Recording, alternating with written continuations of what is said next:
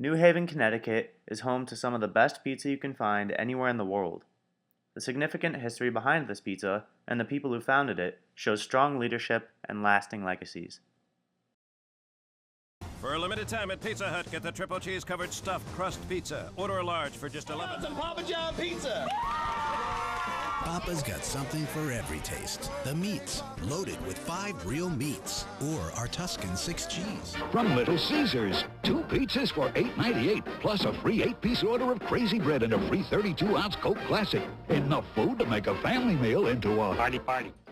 In America today, pizza is a part of daily life. We often take it for granted and overlook the roots of one of America's favorite foods. Conveniently, one of America's greatest pizza towns is right in our backyard, the town of New Haven. There, Pepe's Pizza, Modern Pizza, and Sally's Pizza are all critically acclaimed restaurants. Even more noteworthy, each restaurant started as an Italian immigrant's dream, a way to become financially and socially successful in a new and unfamiliar world. Their story is one of hard work and dedication, an unwavering work ethic, and unfortunately, it is a story often not told. There was a big depression in southern Italy in the late 1800s after the reunification of the country, and they came here for jobs. So let's say people came here not to bake, they came here to work. They needed money, they'd send it back home. And when they got here, they realized the work was really tough. It was really tough work in factories. We had a lot of these factories in New Haven. And they also ended up staying. So, we had about 80,000 Italians come here from southern Italy between 1880 and 1960, and they brought with them all their traditions. So, bakers, bankers, pastry makers, pasta makers, you name it, all the food stuff came with them. And while the vast majority of the Italian immigrant population in New Haven were still grinding it out in factories, a handful of daring individuals decided that they'd had enough. The most significant of these initial entrepreneurs opened up pizzerias called Pepe's Pizzeria, Sally's Pizza, and Modern Pizza. Their financial success led many other Italian immigrants to bring a piece of their culture to the new world in which they lived. My grandfather came over from Italy to the United States in the early 1920s. He then opened up, he was a bread man, and then he flattened his dough out. He put a little tomato on from Maizano's on Grand Avenue in New Haven. They were all friends, all bombards. So they all sat around, they made a pie. Grandfather started from there. As Stephanie mentioned, Frank Pepe bought his ingredients from other local Italian businesses such as Maizano's. One of the examples showing the leadership of the pizzerias, not just Pepe's, was how they supported their friends and local businesses. They did not close off their doors to the rest of the community. Instead, they continued to play a leadership role for many years to come. so the leaders we're talking about are the bakers. Pizza was evolved over many hundreds and maybe even thousands of years. It's basically a baker's tradition. So the baker would be the one responsible for making the bread, preparing it, and choosing the toppings, and then deciding that it's going to be something that they feed people. So the leaders in this case were the bakers. They were also the say, in a lot of cases, the wives of men working in the fields in Italy.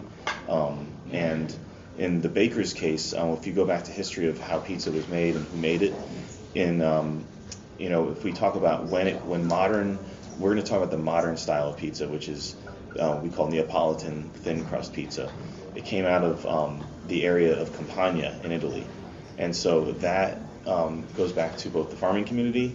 Like I said, it was a lot of the bakers who would be having these big ovens, and they'd be making pizza at the end of the day using leftover dough and leftover vegetables and meats and things like that. So it was like a peasant food.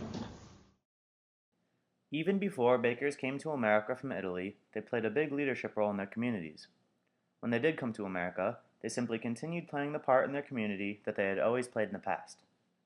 However, the bakers were not the only leaders. As Colin mentioned earlier, the women in the families also played a more than significant role in leading both the pizzerias and the communities. He was mentioning Frank Pepe. He ended up fighting in the war in World War I, and he came back to New Haven 10 years later in 1919. And it's at that time that he went into the baking business, and he worked for somebody else, so he wasn't his own business yet. And they say it was because of his wife that she said, why don't you do this on your own? You don't need to work for this other guy. We can make more money if you do it on your own. And Frank Pepe could not read. He couldn't speak English. He couldn't write. So it was his wife who could do that stuff, and she was the one who helped him with the business. Who was the leader? Was it Frank Pepe or was it his wife? It's a good question.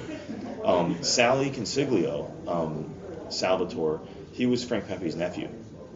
And he worked for Frank Pepe at his original spot, which opened in 1925. It's now called The Spot. And he actually had an opportunity. It was actually his mother.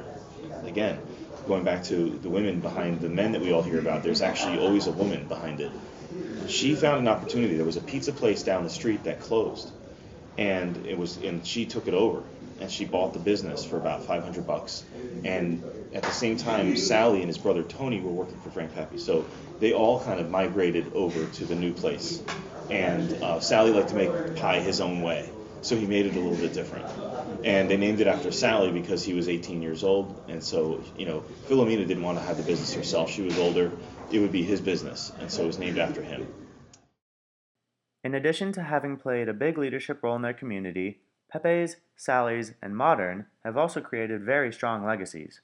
The strength of these legacies is clearly shown through the impact that they have had on America's pizza community, as well as the amount of people who have imitated their renowned New Haven style.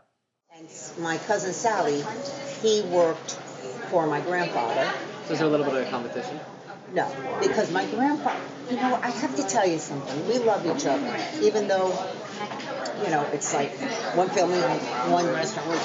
But my grandfather always said there's enough to go around. He was never jealous. He was a humble man. He was a grateful man. He was a dedicated man to his family and to his customers.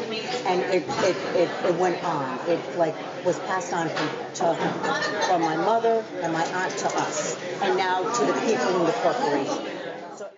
Pepe's personality and his passion for his work and customers created a legacy that transcended generations. Now the people who work at his pizzeria strive to be like he was. A perfect example of the legacy that Pepe's, Sally's, and Modern left is the pizzeria in New Haven called Bar. There, they have imitated the historic pizzerias by producing the same style pizza that so many people love. Even down to the interior design of the restaurant and the atmosphere it creates, Bar clearly shows how it was influenced. It is one of the best pizzerias to have opened in New Haven around 60 years after the influential pizzerias opened. Aside from the pizzeria aspect of Bar, it also serves as what its name implies, a bar and even a nightclub. The goal is to attract the younger generations, and they have been very successful at it. Having been influenced by the greats and giving it their own unique twist, Bar Pizzeria is sure to have a legacy of its own one day. I think the real legacy is that the best survive. And the ones that weren't in the way of the wrecking ball, that's another thing too, is a lot of New Haven neighborhoods got demolished in the 50s and 60s and 70s. And some of the ones that, Worcester Street did not get demolished, largely. Some of it did, actually. So Pepe's was not in the way, and Sally's was not in the way. But Campesano's was in the way. That first pizzeria, they had to move to a different neighborhood during redevelopment. So that was probably not beneficial for them. And the legacy is that it's kind of like a Darwinian thing. They survive because they're the best, and they were able to, make it through all the different changes. So I think that could explain it. As you can see, New Haven's pizza has a long and illustrious history. What can also be seen is how certain leaders were able to create a legacy that still remains, thrives, and evolves today.